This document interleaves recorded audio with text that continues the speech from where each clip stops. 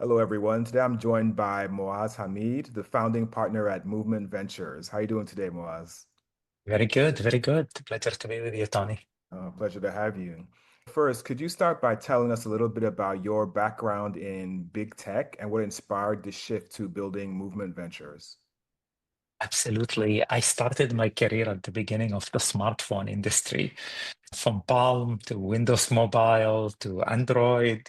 So I was one of the lucky few that got to work in a lot of the early technology, from mobile payment to mapping to geolocations and so on. So through it, I always saw like how technology is so helpful and helping us advance our humanity in general, but also supporting us with our productivity and our connection to loved ones, especially across oceans sometime. And basically, it was a very inspiring journey. And as I progressed through my career, you reach to a point where your day to day become just a forecast, and innovation start to decline. And basically, my love for innovation and what's next pushed me out of big tech to find what's next. And luckily, big tech supported me on this decision. And through my journey to discover what's next and what can I work on next that could improve our world and help us with our daily life or our enhance our humanity. COVID happened, and during COVID, a lot of youth in South LA specifically lost their summer internship and summer job. And at the time, I was building entrepreneurship program to support first-time entrepreneurs, and basically ended up building a youth program. Through it, I discovered that most of at-risk youth in California in general, the reason why they became at-risk youth is because one of their parents became disabled. So that inspired basically me starting Movement Venture and starting the research arm to learn more about disability and how is it impacting our world and our productivity and our loved ones and our daily life. And why do you see disability tech as such an overlooked space? Throughout my career, like today we're talking about AI, but we've been working in AI since 2005. So because I've been there at the heart of tech since these early days, I got to see all these technology coming up from day zero.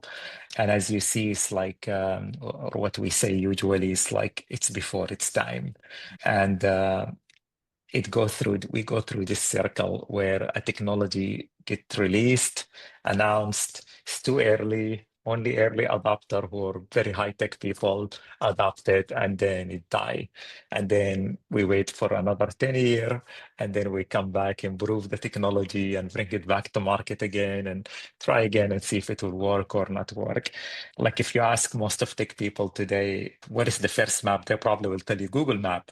They don't even know like there was like hundreds of companies before even Google Map existed.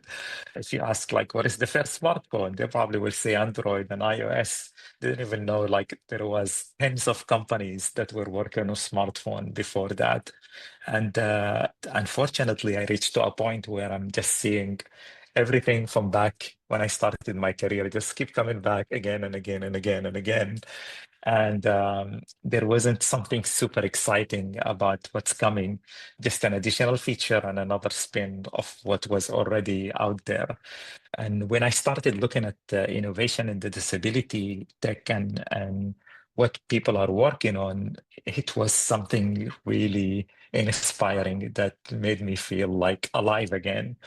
All the innovation and the uniqueness of them basically excited me about what's next and what to come, and basically assured me that there is a lot more to be done still. Mm. And that's what the disability tech basically gave me back. What are some myths that you've experienced or you've heard about accessibility and that you'd like to change? Yeah, a lot of the time it's most of people think is when you talk about disabilities, like how many people do I know in the disability space or with a disability that could benefit from this technology? And most of the time, they will probably come up with one or two. They will never think like there are like hundreds of millions of people or tens of millions of people who are struggling with that disability. So most of the time, people might think like this is a niche thing that might not scale. But throughout our research, basically, we found that one in two basically will become disabled by the age of 65. So if we don't start basically investing and creating this innovation today, it's very hard when the time comes and we need them. And another thing is that people think people with disability, for example, they cannot join them in the work environment and be as productive as them.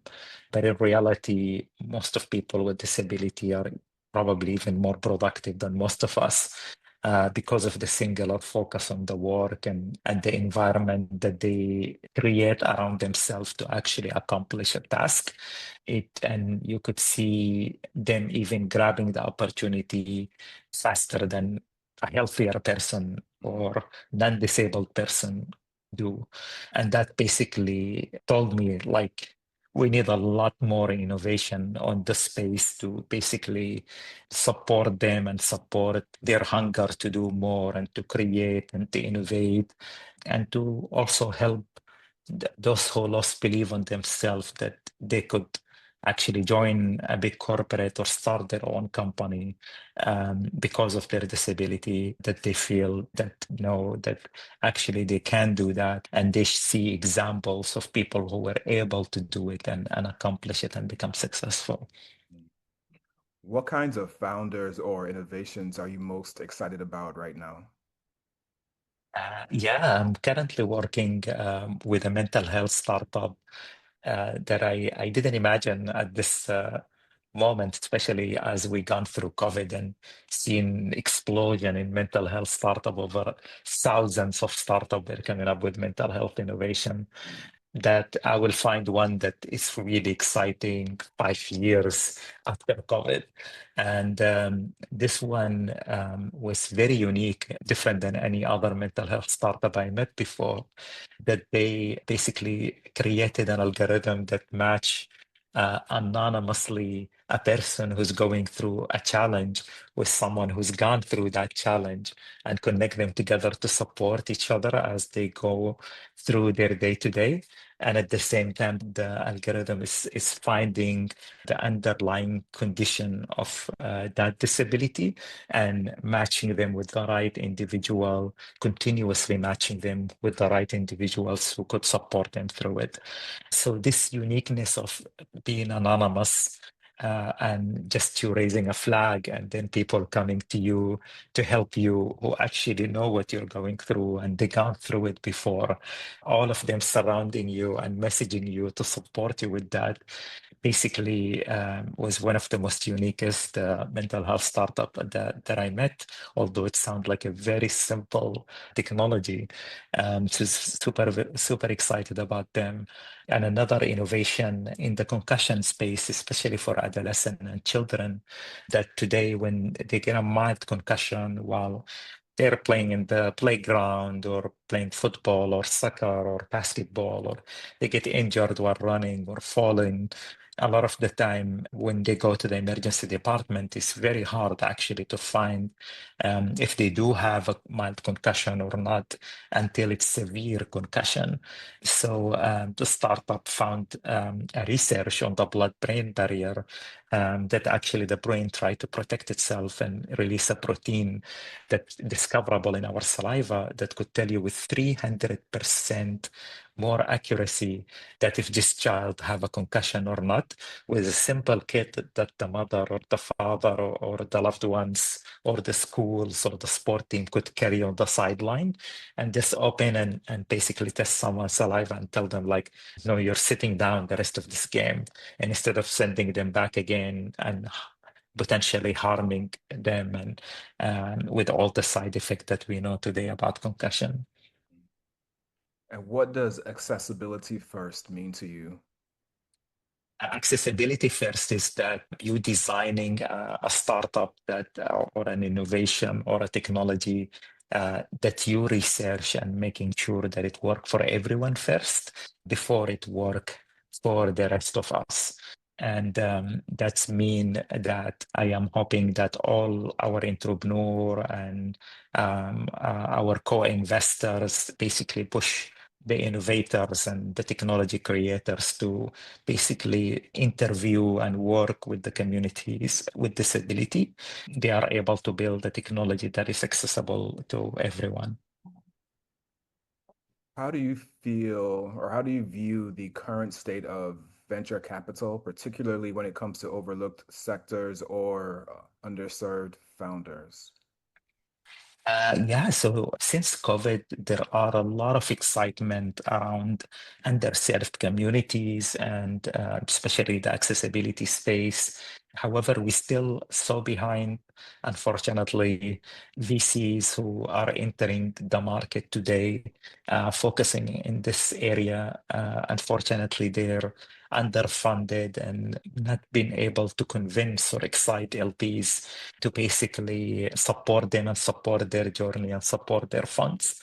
So that's something that we've been working on at Movement by basically starting as a research company initially and empowering other VCs who are excited about the space and want to enter the space with data, with knowledge and know-how and pipeline, an exciting pipeline of innovation that could help them excite their LPs and support them through their fundraising.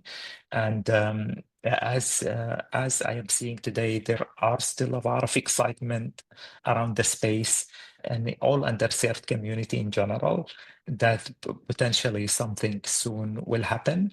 And since we started Movement Venture, we've been so fortunate to work with other interested parties that also ended up launching funds on the space.